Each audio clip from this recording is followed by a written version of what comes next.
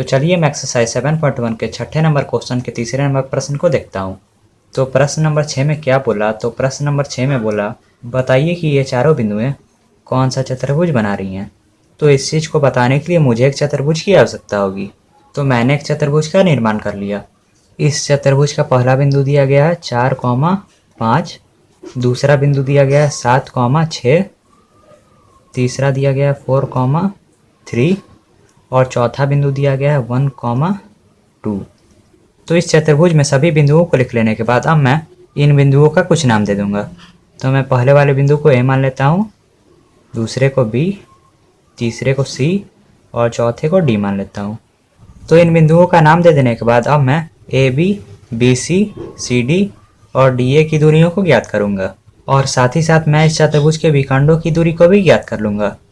तो इन सभी के दूरियों को ज्ञात करने से पहले मैं इस चतुर्भुज के विखंड को खींच लेता हूँ।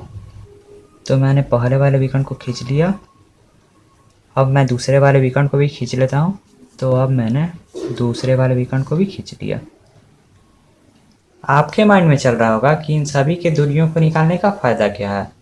तो फ़ायदा यह है कि जब मैं इन सभी के दूरियों को ज्ञात कर लूँगा तो मैं बता सकता हूँ कि ये जो चतुर्भुज है वो कौन सा चतुर्भुज है। तो इतना क्लियर हो जाने के बाद अब मैं ए बी की दूरी को निकालना स्टार्ट करता हूँ। मैं लिख लेता हूँ ए बी की दूरी का फॉर्मूला होता है √x2 - x1 का होल स्क्वायर प्लस में y2 - y1 का होल स्क्वायर।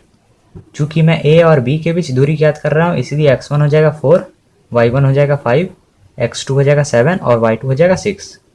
तो इसी तरह मैं नीचे आऊँगा इज इक्वल टू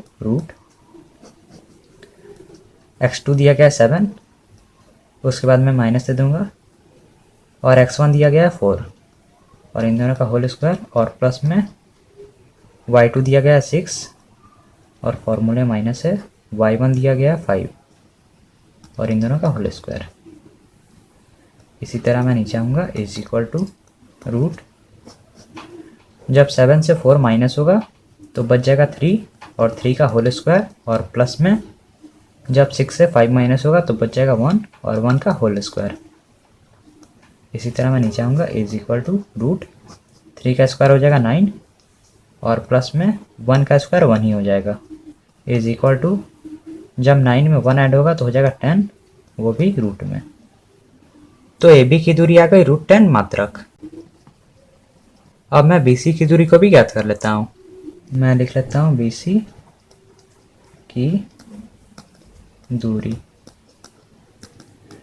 का फॉर्मूला होता है √x2 - x1 का होल स्क्वायर प्लस में y2 - y1 का होल स्क्वायर। चूँकि मैं बी सी की दूरी निकाल रहा हूँ इसलिए x1 हो जाएगा 7, y1 हो जाएगा 6, x2 हो जाएगा 4 और y2 हो जाएगा 3। तो इसी तरह मैं नीचे आऊँगा इज इक्वल टू रूट, तो x2 का मान है 4 तो मैं 4 लिख लूँगा, फॉर्मूले माइनस है और x1 का मान है 7 तो मैं 7 लिख लूँगा और इन दोनों का होल स्क्वायर और प्लस में y2 का मान है 3, फॉर्मूले माइनस है y1 का मान है 6 और इन दोनों का होल स्क्वायर। इसी तरह मैं नीचे आऊँगा इज इक्वल टू रूट, जब 4 से 7 माइनस होगा तो बच जाएगा -3 और -3 का होल स्क्वायर और प्लस में जब 3 से 6 माइनस होगा तो -3 बच जाएगा और -3 का होल स्क्वायर। इसी तरह मैं नीचे आऊँगा इज इक्वल टू रूट, -3 का स्क्वायर हो जाएगा 9 और यहाँ पर भी -3 का स्क्वायर हो जाएगा 9 इज इक्वल टू जब 9 में 9 ऐड होगा तो हो जाएगा 18, वो भी रूट में। तो बी सी की दूरी आ गई √18 मात्रक। तो अब मैं सी डी की दूरी को भी ज्ञात कर लेता हूँ। मैं लिख लेता हूँ सी डी की दूरी का फॉर्मूला होता है √x2 - x1 का होल स्क्वायर प्लस में y2 - y1 का होल स्क्वायर। चूँकि मैं सी डी की दूरी को ज्ञात कर रहा हूँ इसलिए x1 हो जाएगा 4, y1 हो जाएगा 3, x2 हो जाएगा 1, y2 हो जाएगा 2। तो इसी तरह मैं नीचे आऊँगा is equal to root, x2 है 1 तो मैं 1 लिख लूँगा और फॉर्मूले माइनस है x1 है 4, उसके बाद इन दोनों का होल स्क्वायर और प्लस में y2 का मान दिया गया है 2, उसके बाद फॉर्मूले में माइनस है y1 का मान दिया गया है 3 और इन दोनों का होल स्क्वायर। इसी तरह मैं नीचे आऊँगा इज इक्वल टू रूट, जब 1 से 4 माइनस होगा तो बच जाएगा -3 और -3 का होल स्क्वायर और प्लस में जब 2 से 3 माइनस होगा तो बच जाएगा -1 और -1 का होल स्क्वायर। इसी तरह मैं नीचे आऊँगा इज इक्वल टू रूट, -3 का स्क्वायर हो जाएगा 9 और प्लस में -1 का स्क्वायर हो जाएगा 1 इज इक्वल टू, जब 9 में 1 ऐड होगा तो हो जाएगा 10, वो भी रूट में। तो सी डी की दूरी आ गई √10 मात्रक। तो अब मैं डी ए की दूरी को भी ज्ञात कर लेता हूँ। मैं लिख लेता हूँ डी ए की दूरी, और दूरी का फॉर्मूला होता है रूट x2 माइनस x1 का होल स्क्वायर प्लस में y2 माइनस y1 का होल स्क्वायर। चूँकि मैं डी ए की दूरी को ज्ञात कर रहा हूँ इसलिए x1 हो जाएगा 1, y1 हो जाएगा 2, x2 हो जाएगा 4, y2 हो जाएगा 5। तो इसी तरह मैं नीचे आऊँगा is equal to root x2 दिया गया 4, फॉर्मूले माइनस है, x1 दिया गया 1 और इन दोनों का होल स्क्वायर और प्लस में y2 दिया गया 5 और फॉर्मूले में माइनस है, y1 दिया गया 2 और इन दोनों का होल स्क्वायर। इसी तरह मैं नीचे आऊँगा इज इक्वल टू रूट, जब 4 से 1 माइनस होगा तो बच जाएगा 3 और 3 का होल स्क्वायर और प्लस में जब 5 से 2 माइनस होगा तो भी बच जाएगा 3 और 3 का होल स्क्वायर। इसी तरह मैं नीचे आऊँगा इज इक्वल टू रूट, 3 का स्क्वायर हो जाएगा 9 और प्लस में यहाँ पर भी 3 का स्क्वायर हो जाएगा 9 इज इक्वल टू, जब 9 में 9 ऐड होगा तो हो जाएगा 18, वो भी रूट में। तो डी ए की दूरी आ गई √18 मात्रक। तो अब मेरा लास्ट काम बचता है कि मैं इस चतुर्भुज के विखंडों की दूरी को भी ज्ञात कर लूँ। तो पहले मैं ए सी विखंड की दूरी को ज्ञात करता हूँ। मैं लिख लेता हूँ ए सी की दूरी, और दूरी का फॉर्मूला होता है रूट x2 माइनस x1 का होल स्क्वायर प्लस में y2 माइनस y1 का होल स्क्वायर। और चूंकि मैं ए सी विखंड की दूरी को ज्ञात कर रहा हूँ इसलिए x1 हो जाएगा 4, y1 हो जाएगा 5, x2 हो जाएगा 4 और y2 हो जाएगा 3। तो इसी तरह मैं नीचे आऊँगा इज इक्वल टू रूट, तो x2 का मान दिया गया 4 तो मैं 4 को लिख लूँगा और फॉर्मूले में माइनस है, और x1 का मान भी दिया गया है 4 तो मैं यहाँ पर भी 4 को लिख लूँगा और इन दोनों का होल स्क्वायर, और प्लस में y2 का मान दिया गया 3 तो मैं 3 को लिख लूँगा और माइनस y1 का मान दिया गया 5 तो मैं 5 को लिख लूँगा और इन दोनों का होल स्क्वायर। इसी तरह मैं नीचे आऊँगा इज इक्वल टू रूट, जब 4 से 4 माइनस होगा तो बच जाएगा 0 और 0 का होल स्क्वायर और प्लस में जब 3 से 5 माइनस होगा तो बच जाएगा -2 और -2 का होल स्क्वायर। इसी तरह मैं नीचे आऊँगा इज इक्वल टू रूट, 0 का स्क्वायर 0 ही हो जाएगा और प्लस में -2 का स्क्वायर हो जाएगा 4। इसी तरह मैं नीचे आऊँगा इज इक्वल टू रूट, जब 0 में 4 ऐड होगा तो 4 ही हो जाएगा। अगर मैं 4 को रूट के बाहर निकालना चाहूँ तो हो जाएगा 2 तो मैं इक्वल करके 2 लिख लूँगा। तो एसी विखंड की दूरी आ गई 2 मात्रक। अब मैं बी डी विखंड की दूरी को भी ज्ञात कर लेता हूँ। मैं लिख लेता हूँ बी डी की दूरी, और चूंकि दूरी का फॉर्मूला होता है रूट x2 माइनस x1 का होल स्क्वायर और प्लस में y2 माइनस y1 का होल स्क्वायर।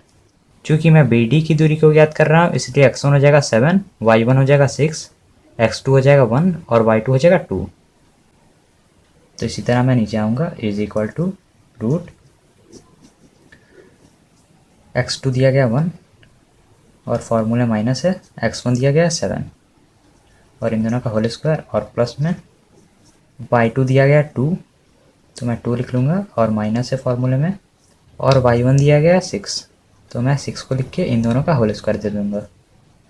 इसी तरह मैं नीचे आऊँगा इज इक्वल टू रूट, जब 1 से 7 माइनस होगा तो बच जाएगा -6 और -6 का होल स्क्वायर और प्लस में जब 2 से 6 माइनस होगा तो बच जाएगा -4 और -4 का होल स्क्वायर।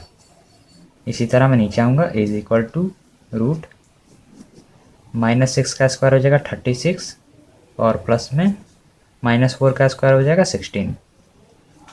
इसी तरह मैं नीचे आऊँगा इज इक्वल टू, जब 36 में 16 ऐड होगा तो हो जाएगा 52, वो भी रूट में। तो बी डी विकर्ण की दूरी आ गई √52 मात्रक। तो यहाँ से मैंने इस चतुर्भुज के भुजाओं की दूरी के साथ साथ विकर्णों की दूरी को भी ज्ञात कर लिया। तो अब इस पिक्चर में मैं भुजाओं की दूरी तथा विकर्णों की दूरी को लिख लेता हूँ। तो ऐसी भुजा की दूरी आई थी √10, BC भुजा की दूरी आई थी √18, CD भुजा की दूरी आई थी √10 और DA भुजा की दूरी आई थी √18। AC विकर्ण की दूरी आई थी 2 और BD विकर्ण की दूरी आई थी √52। तो इस पिक्चर में सभी दूरियों को लिख लेने के बाद अब मैं देखता हूँ कि ये कौन सा चतुर्भुज है।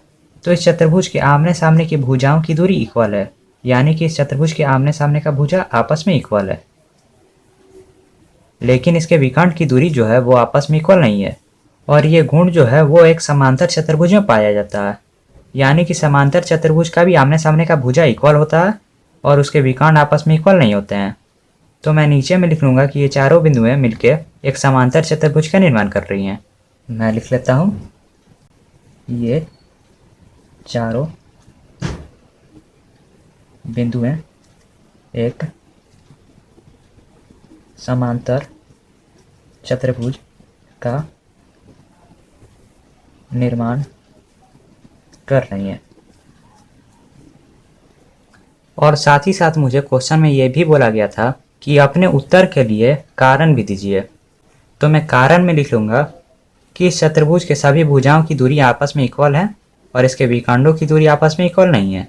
या मैं सिंबल दे के इस तरह भी लिख सकता हूँ कि AB equal to BC equal to CD equal to DA। उसके बाद मैं नीचे में लिखूँगा BD does not equal to AC। आप कारण को दोनों प्रकार से लिख सकते हैं, तो मैं इस वीडियो में सिंबल के तरीके से लिख देता हूँ। मैं लिख लेता हूँ कारण AB is equal to BC is equal to CD is equal to DA, और नीचे में मैं लिखूँगा AC does not equal to BD। तो इस प्रकार से आप इस प्रश्न को हल कर सकते हो।